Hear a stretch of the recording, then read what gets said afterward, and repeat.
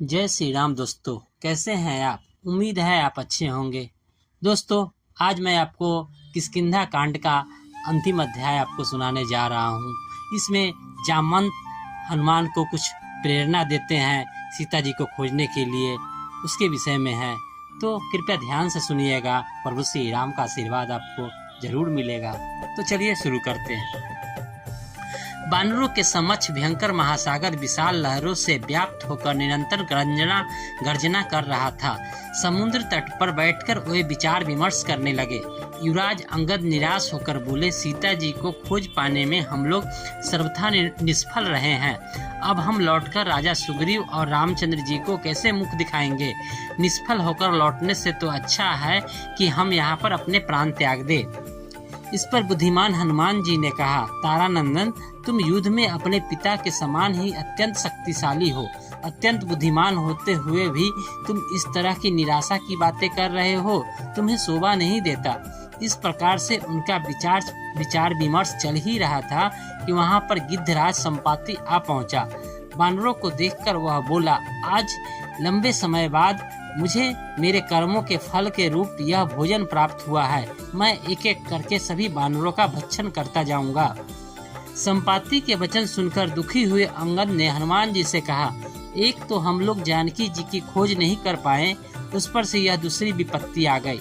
हमसे तो अच्छा गिद्धराज जटायु थे, जिसने श्री रामचंद्र जी के कार्य को करते हुए अपने प्राण न्यौछावर कर दिया था। अंगद के मुख से जटायु का नाम सुनकर संपाति ने आश्चर्य से कहा, जटायु तो मेरा छोटा भाई है, तुम उसके विषय में मुझे पूरा हाल कहो। अंगद से जटायु के विषय में पूरा हाल सुनकर संपाति बोला, बंधुओं, तुम सीता जी की खोज करने जा रहे हो।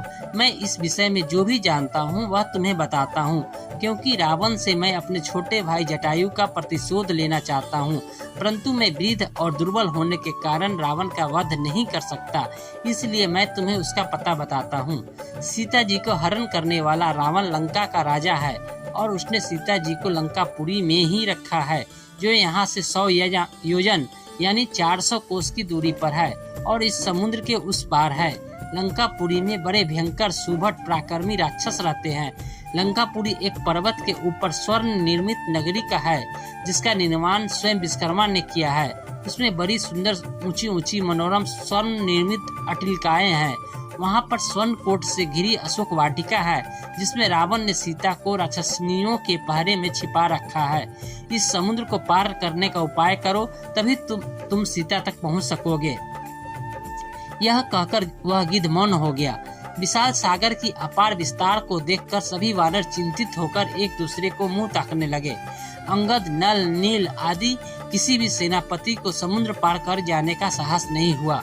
उन सबको निराश और दुखी देखकर वृद्ध जामवंत ने कहा, हे पवनसुत, तुम इस समय चुपचाप क्यों बैठे हो। तुम तो वानर राज सुग्रीव के समान पराक्रमी हो। तेज और बल में तो राम और लक्ष्मण की भी बराबरी कर सकते हो। तुम्हारा वेग और विक्रम पक्षीराज गरुड़ से किसी भी बात कम नहीं है, जो समुद्र से बड़े बड़े सांपों को निकालकर लाता है। इतना अतुल बल और साहस रखते हुए तुम समुद्र लांघकर जानकी जी तक पहुंचने के लिए तैयार क्यों नहीं होते हो। तुम्हें तो समुद्र या लंका में मृत्यु का भी भय नहीं है, क्योंकि तुम्हें देवराज इंद्र से इच्छा मृत्यु का वर प्राप्त है। जब तुम चाहोगे तभी तुम्हारी मृत्यु होगी, अन्यथा नहीं होगी। तुम केसरी के क्षेत्र और वायुदेव के औरस पुत्र हो, इसलिए उन्हीं के सदृश तेजस्वी और अबाध गति वाले हो। हम लोगों में तुमसे सबसे अधिक साहसी और शक्तिशाली हो, इसलिए उठो और इस महासागर को लांघ जाओ। तुम्हें इस निराश बानरों को चिंता दूर कर सकते हो। मैं जानता हूँ इस कार्य को केवल तुम और अंगद 2 ही व्यक्ति कर सकते हो, पर अंगद अभी बालक है। यदि वह चूक गया और उसकी मृत्यु हो गई तो सब लोग सुग्रीव पर कलंक लगाएंगे और कहेंगे कि अपने राज को निष्कंटक बनाने के लिए उसने अपने भतीजे को मरवा डाला। यदि मैं वृद्धावस्था के कारण दुर्बल न हो गया होता तो सबसे पहले मैं समुद्र लांघता। इसलिए हे वीर, अपनी शक्ति को समझो और समुद्र लांघने को तत्पर हो जाओ। जामवंत के प्रेरक वचनों को सुनकर हनुमान को अपनी क्षमता और बल पर पूरा विश्वास हो गया।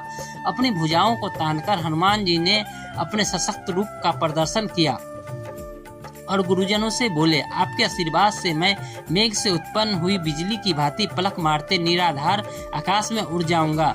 मुझे विश्वास हो गया है कि मैं लंका में जाकर अवश्य विदेह कुमारी के दर्शन करूंगा। यह कहकर उन्होंने घोर गर्जना की, जिससे समस्त वानरों के हृदय से प्रफुल्लित हो गए। सबसे विदा लेकर हनुमान जी महेंद्र पर्वत पर चढ़ गए और मन ही मन समुद्र की गहराई का अनुमान लगाने लगे। ये थी किष्किंधा कांड की अंतिम कहानी। आज किष्किंधा कांड समाप्त हो चुका है। कल आपके लिए मैं सुंदर कांड का कहानी शुरू करूंगा और एक नए अध्याय के साथ। आप इंतजार करिएगा, कल अवश्य आऊंगा एक नई कहानी, नया मोड़ के साथ। जय श्री राम। धन्यवाद। आपका दिन शुभ हो।